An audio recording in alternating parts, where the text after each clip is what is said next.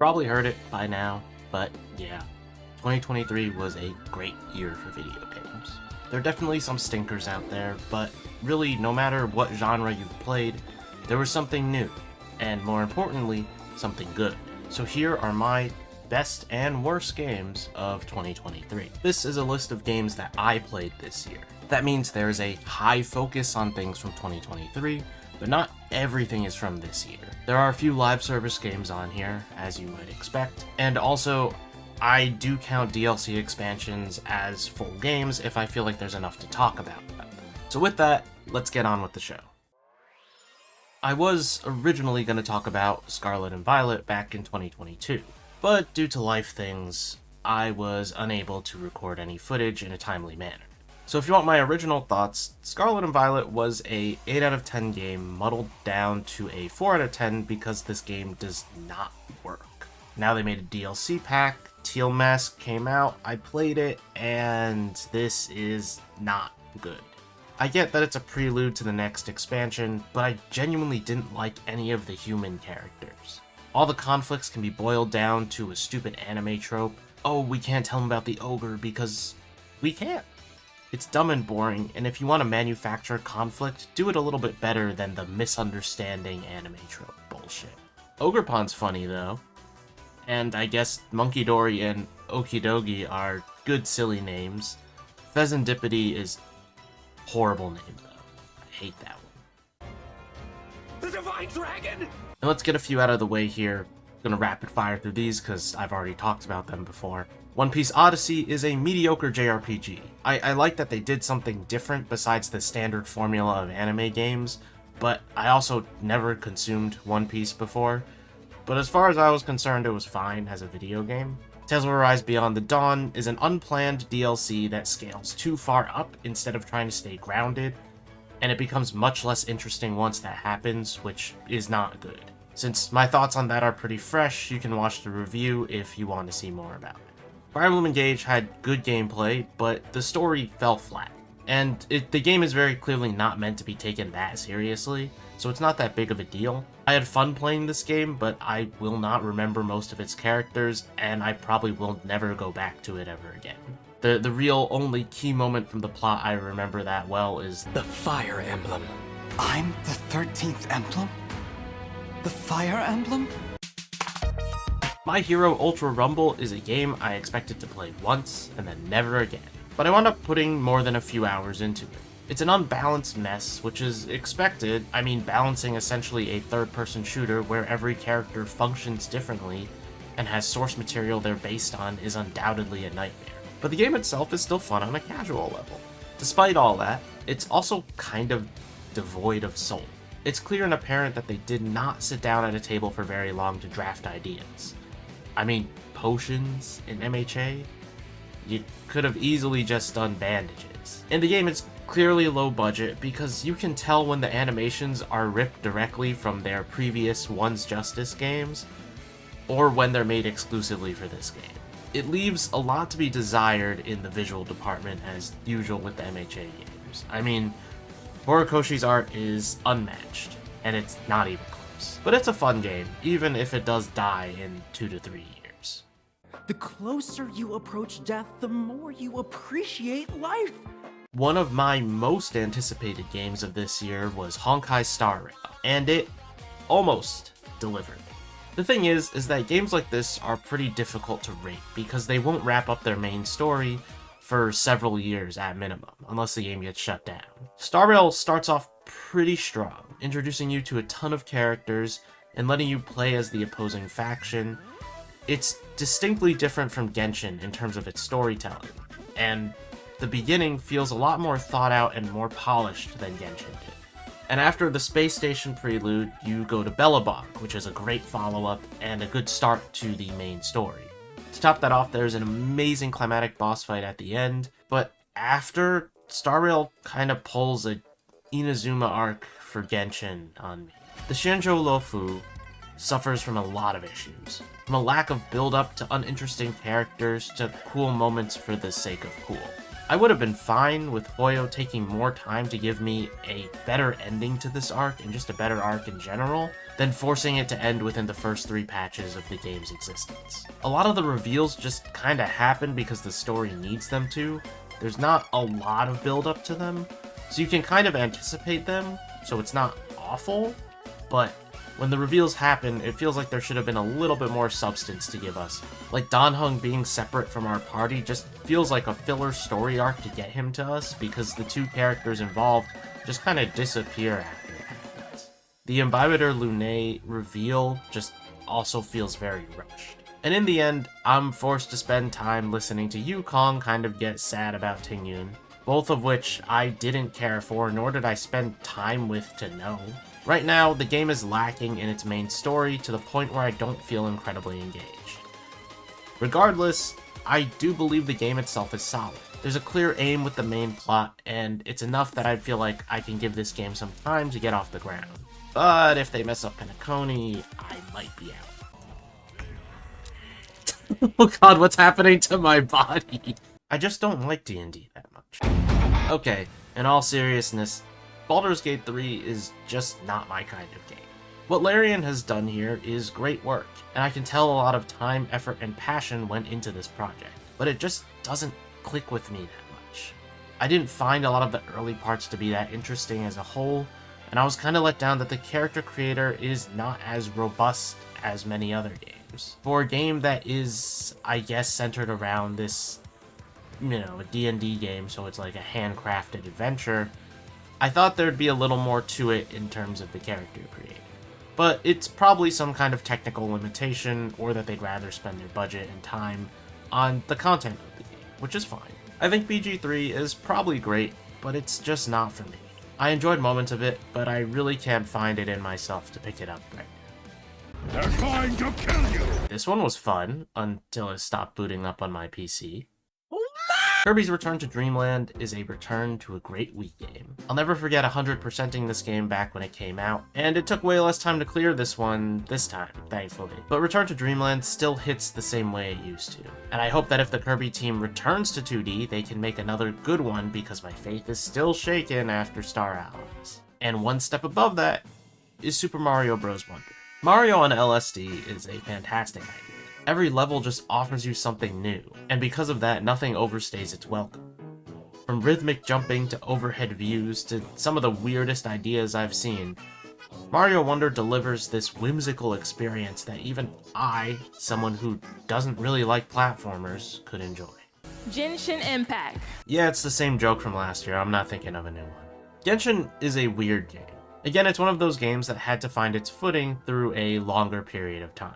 Mondstadt to Inazuma probably represents where I feel Genshin was unsure of how to proceed. They were still trying to figure out how they wanted to tell their story. Fontaine is where Hoyo shows their writing strong points, from well-written characters to an intriguing and interesting story. Genshin this year has been very refreshing, and while the story is all well and good, I'm more interested to see where it goes. I think the star of the show is the underwater exploration.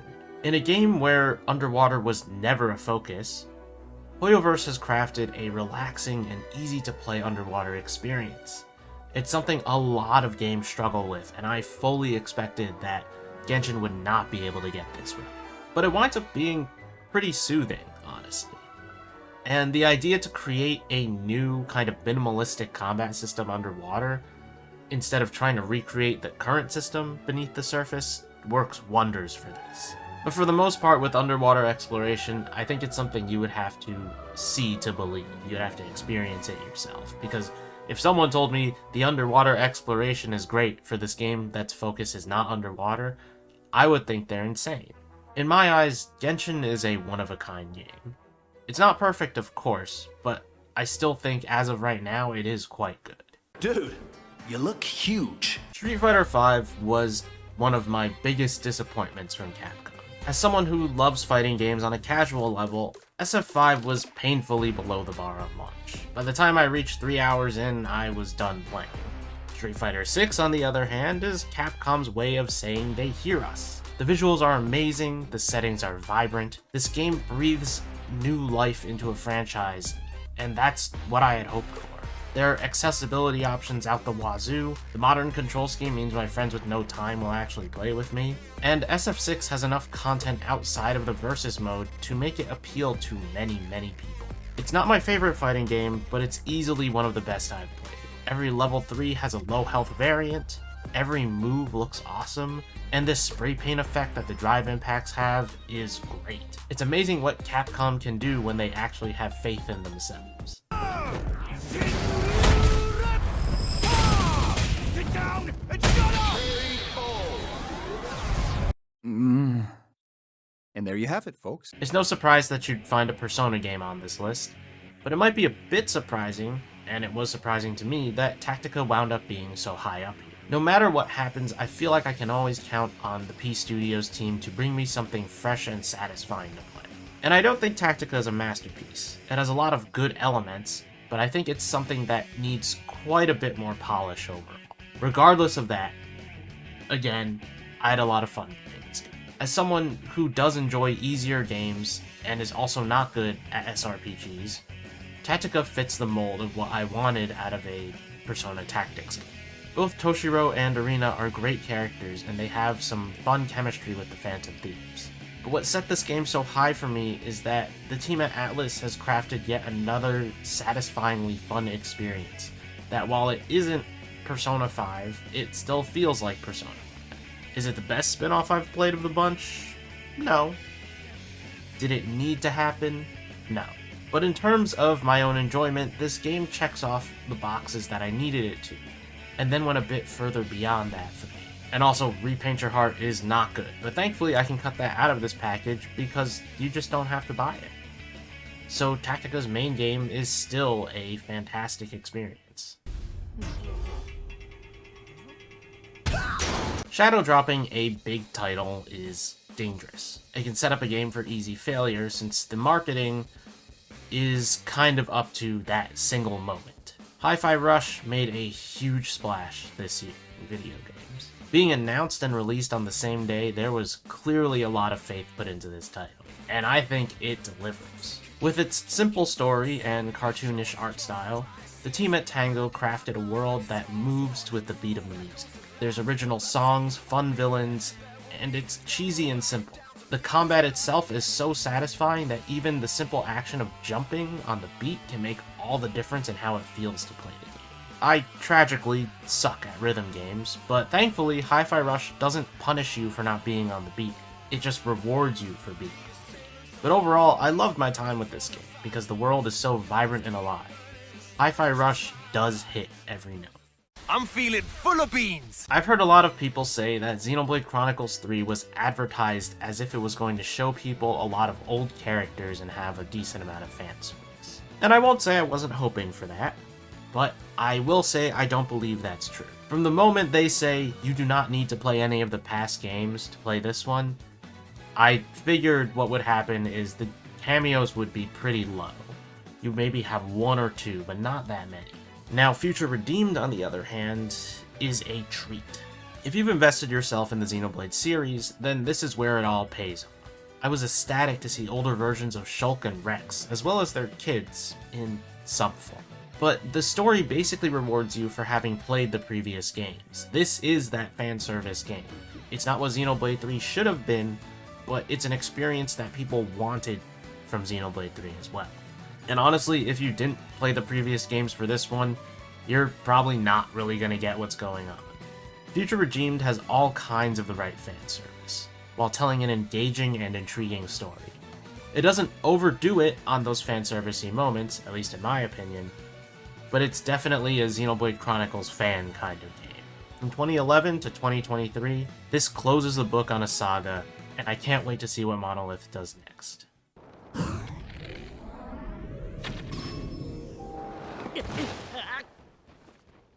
Yeah, I mean, it's Tears of the Kingdom.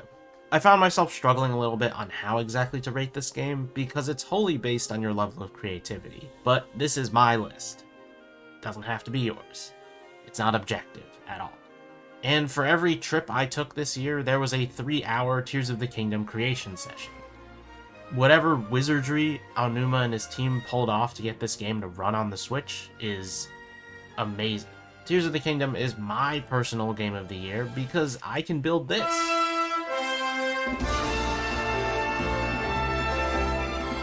And of course, I have minor gripes with the game. The creation system is good, but the snapping part of that system can be kind of annoying.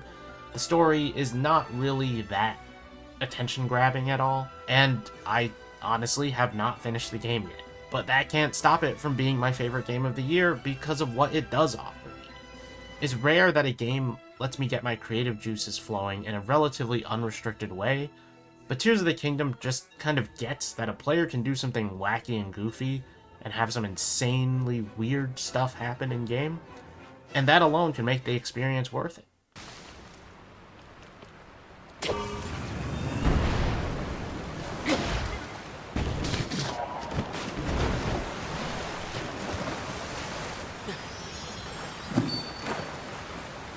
Hell yeah! Merry Christmas! He didn't hear a word of that. So I got to play a lot of stuff this year, and I do hope that next year will be just as good, or even better. And I mean, I don't get much peace. We got Tekken 8, Like a Dragon, Grand Blue Fantasy, Persona 3, Final Fantasy 7, Unicorn Overlord, all within 2 months of each other. So 2023 was a spectacular year, and 2024 is shaping up to be just as amazing as well. So let's hear it for the good and the bad. So thank you all for watching me this year. You can leave a like if you enjoyed the video, and subscribe to the channel if you want to see more stuff. And I'll see you guys next time.